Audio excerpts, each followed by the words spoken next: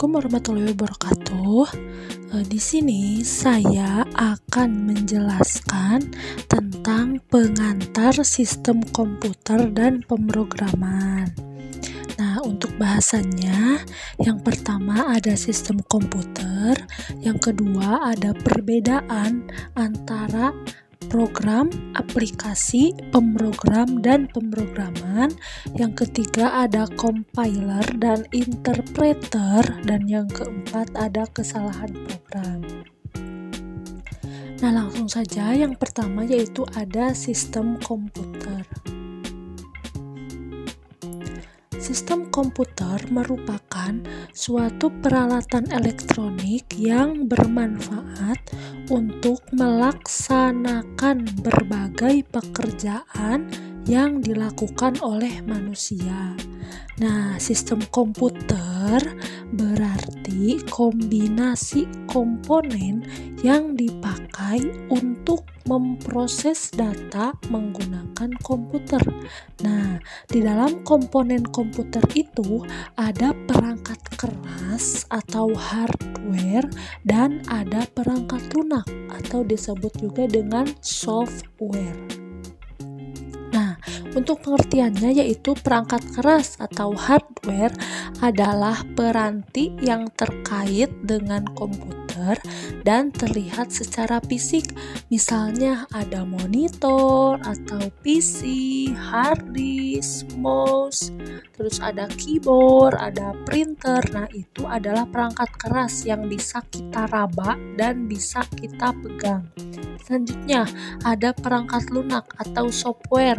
Nah, adalah instruksi yang ditujukan kepada komputer agar dapat melaksanakan tugas sesuai kehendak user atau pemakai. Ya, misalnya yaitu ada Android, iOS, WhatsApp, Instagram, Facebook, Grab, atau bisa juga di dalam sehari-hari kita atau di dalam orang yang awam disebut juga dengan aplikasi. Nah, selanjutnya di dalam sistem komputer ada 3 hal yang selalu terlibat. Yang pertama ada masukan atau input, yang kedua ada pemrosesan atau processing, dan yang ketiga ada keluaran atau output ya. Nah, yang pertama masukan atau input, yaitu data yang dimasukkan ke dalam sistem komputer. Misalnya berupa angka, teks, atau suara. Misalkan di dalam WhatsApp kalian akan mengetik suatu pesan kepada seseorang. Nah, itu adalah suatu input. Input itu masukan. Anda memasukkan teks untuk mengirimkannya dengan melalui WhatsApp. Selanjutnya, pemrosesan atau processing dimaksudkan untuk mengolah data menjadi suatu bentuk yang berguna bagi pemakai. Nah, setelah kalian mengetik, nah itu akan terjadi suatu pemrosesan. Nah, suatu pemrosesan sendiri akan dilaksanakan oleh sistem komputernya tanpa campur tangan kita sebagai pengguna. Nah, yang terakhir ada keluaran atau output, menyatakan hasil pemrosesan yang disajikan dengan berbagai cara. Misalnya ada monitor, LCD, speaker, printer. Misalkan kalian mengetik suatu teks. Nah, setelah dikirim, maka akan muncul di sebuah layar handphone. Nah, itu adalah suatu output. Misalkan kalian ingin merekam suara. Nah, itu adalah suatu masukan merekam suara. Nah, nanti jika kalian ingin memutar atau mengulang suara tersebut mendengarkan, maka suara tersebut akan keluar atau akan output dari speaker yang ada di handphone kalian atau dari speaker salon gitu. Nah, selanjutnya ada program, aplikasi, pemrogram, dan pemrograman. Atau bisa juga disebut dengan PAPP. Yang pertama, program biasanya digunakan untuk menyatakan hasil karya yang berupa instruksi untuk mengendalikan komputer. Nah, yang kedua ada aplikasi, yaitu suatu program yang sudah jadi atau siap pakai. Nah, jadi sebelum suatu aplikasi itu siap pakai, misalkan kalian menggunakan WhatsApp, nah itu adalah suatu aplikasi. Nah, sebelum terbentuknya suatu aplikasi WhatsApp tersebut, nah seseorang yaitu atau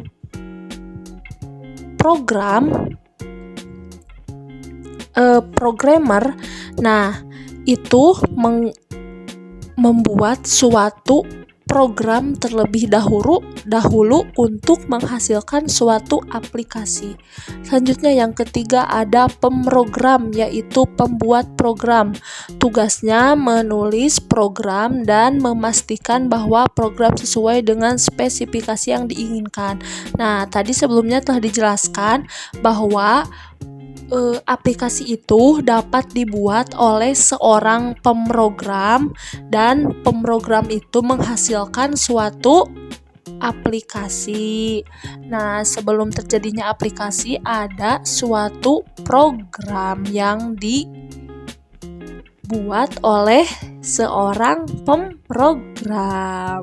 Dan yang terakhir, yang keempat, yaitu ada pemrograman, yaitu proses untuk menyelesaikan masalah dalam bentuk langkah-langkah penyelesaian yang dapat dikerjakan oleh komputer atau algoritma. Nah, sejauh ini coba perbedaan antara program, aplikasi, pemrogram, dan pemrograman apakah sudah pada mengerti? Nah, selanjutnya ada pembahasan yang sedikit akan terhubung dengan pembahasan kita sekarang, yaitu ada bahasa pemrograman.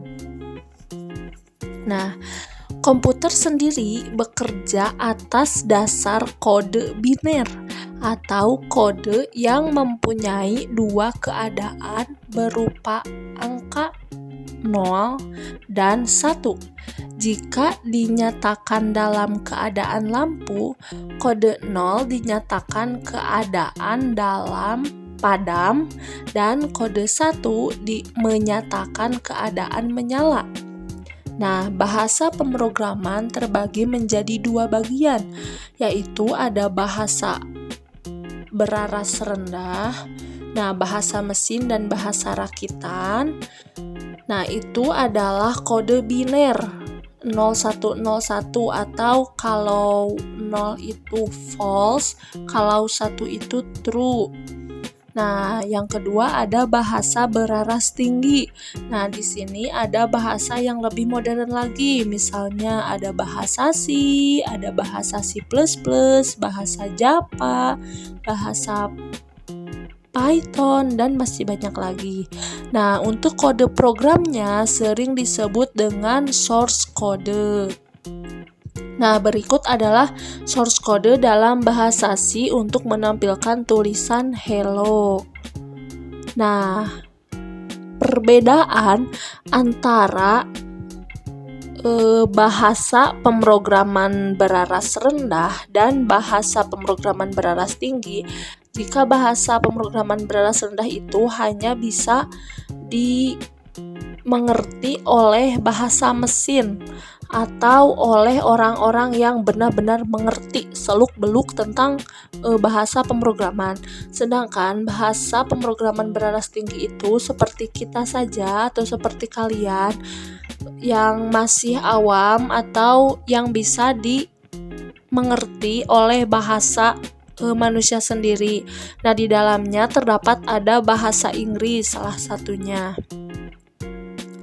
Nah, selanjutnya di sini yang ketiga yaitu ada compiler atau interpreter.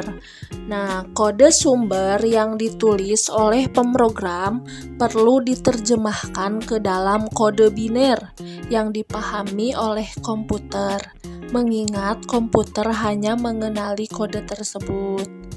Nah, dalam hal ini perangkat lunak bernama compiler atau interpreter berperan dalam melaksanakan penerjemahan. Nah, compiler sering juga diartikan sebagai penerjemahan secara keseluruhan. Nah, untuk bahasa yang menggunakan compiler yaitu ada bahasa Pascal, C++, bahasa C, dan bahasa Java. Sedangkan interpreter yaitu penerjemahan secara bertahap atau satu-satu. Nah, model penerjemahan digunakan oleh bahasa Python dan JavaScript. Jadi, untuk menerjemahkan suatu program, nah untuk compiler bisa diterjemahkan langsung secara keseluruhan, sedangkan untuk interpreter penerjemahannya secara bertahap atau satu-satu. Nah, yang keempat, yang terakhir yaitu ada kesalahan program. Nah, setiap bahasa pemrograman mempunyai aturan tersendiri. Nah, aturan tersebut disebut dengan sintaks. Misalkan sebagai contoh di sini, lihat untuk pengetikan perkataannya anjing mengejar kucing. Nah, itu sintaksnya kan sudah benar. Nah, jika terjadi kesalahan dalam mengetik, lihat perkataannya ada anjing mengejar kucing, ada kesalahan sintaksis yaitu di dalam huruf I. Maka itu bisa menjadi error bagi komputer. Nah, untuk kesalahan satu huruf pun atau satu kode program, maka akan terjadi error bagi komputer. Nah, untuk pencarian kesalahannya disebut dengan debugging. Nah, adapun debugger adalah alat bantu yang dapat digunakan untuk debugging gitu. Untuk pembahasan kali ini dicukupkan sekian. Terima kasih. Semoga bermanfaat dan sampai jumpa.